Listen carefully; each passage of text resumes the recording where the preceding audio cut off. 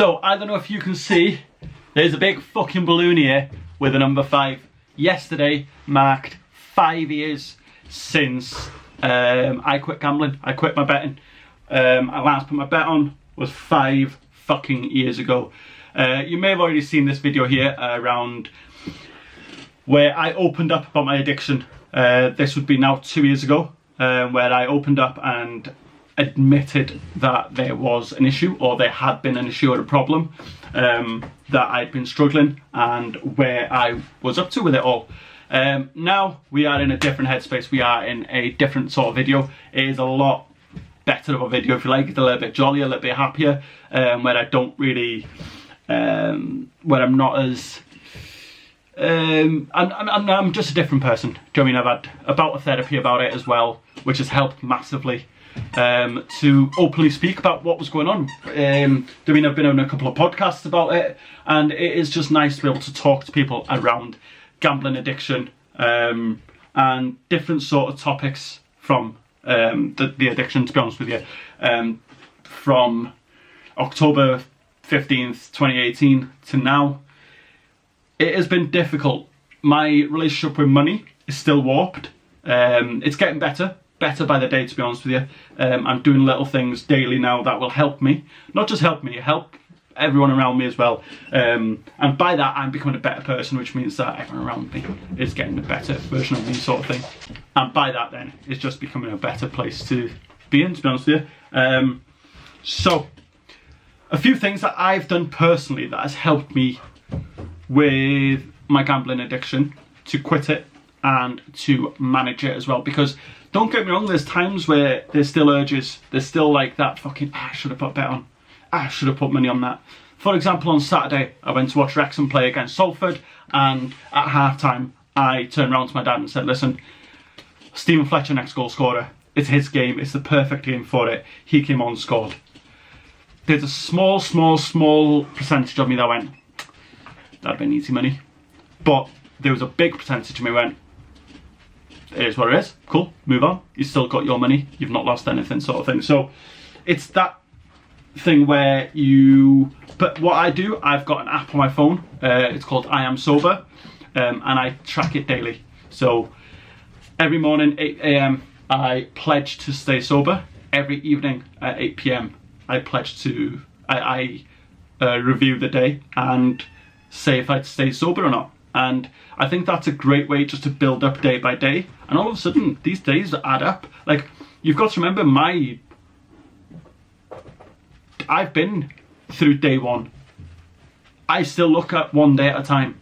Do you know what I mean? Get through today. If I feel like shit, get through today and see how I feel tomorrow. 90% of the times you feel better tomorrow. It's that impulsive decision making where you're like, I need to do it right now. And it's not sitting with that thought of, what if I sit through this, get through it and see how I feel tomorrow? Because not many things cannot be cured with a good night's sleep. Not many things cannot be cured with a good night's sleep. And another thing, talk to someone. And I am a hypocrite here, because I didn't talk to someone for years about it, absolute years. And now it is a much easier. I felt ashamed, embarrassed. I think that the other people, I thought people around me would be embarrassed of my actions and what I was doing. And it's one of them where you must talk to someone around it all and really look at why things are happening. Like, if you struggle with addiction, maybe gambling, drugs, fucking alcohol, it's an illness, and you need to understand that that's alright, that's okay. But just like any other illness, you need to speak to someone, or you need to go and see a GP or a doctor to make it better, because that person is in a place of expertise that can help you. Do you know what I mean? You've got stuff like GamStop and stuff as well, and Gambling Anonymous and all that, where you might have meetings quite close to you. There is no need to feel embarrassed attending one of those. Really no need to feel embarrassed at all. It's like, what you've got to think of, everyone else there has been there, may have been there. Everyone else there has been there for the first time, sort of thing. Everyone. It might be other people's first time, it might be their fucking, I I don't know how long you can do that, but it might be a safe space for you. Just like somewhere like the gym, for example. Start off, it's a little bit like, ooh, a bit timid, a bit embarrassing, not sure what to do. Within a couple of months, it's like your safe space. It's the place you go to vent and chill, and that is exactly the same with these sort of places as well. So for me personally, the main things that I realised when it comes to gambling addiction is that I needed one of three things, and I've said this many times. If I didn't have the resources, so if I didn't have the bookies or online app, I couldn't put a bet on, or a friend who would put it on. I couldn't put a bet on. If I didn't have the money, couldn't put a bet on. If I didn't have the time, couldn't put a bet on. And you take one of those three away, you can't put a bet on. And that helped me massively, because that enabled me to understand, like, I can do better things with my time, I can do better things with money, and I don't need them resources. And with that as well, I did struggle to start off with. 3 o'clock kickoffs, couldn't go near it. Like, I had to be busy at 3 o'clocks because it was a trigger of mine. Another one was like, after a couple of beers, it was a trigger to put a bet on. So it was delete it from your phone. There was loads of little bits like that where it was just like, remove the resource out of the way, and it just becomes a lot easier. Talk to your friends and family, like, listen, I'm struggling a little bit. Can you not speak about betting for a bit, or can you not tell me what bets you're putting on, or can you not put it in the group WhatsApp? That will help you a lot as well.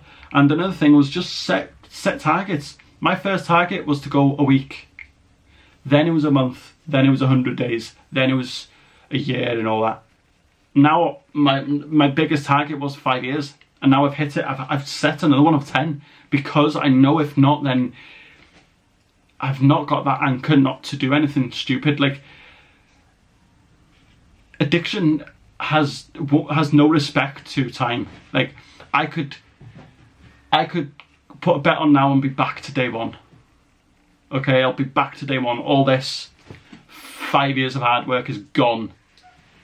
Is gone with no remote. Like, addiction doesn't give a fuck, and it's something that I am very strong in talking to people about, and I want people to open up. I mean, if you are,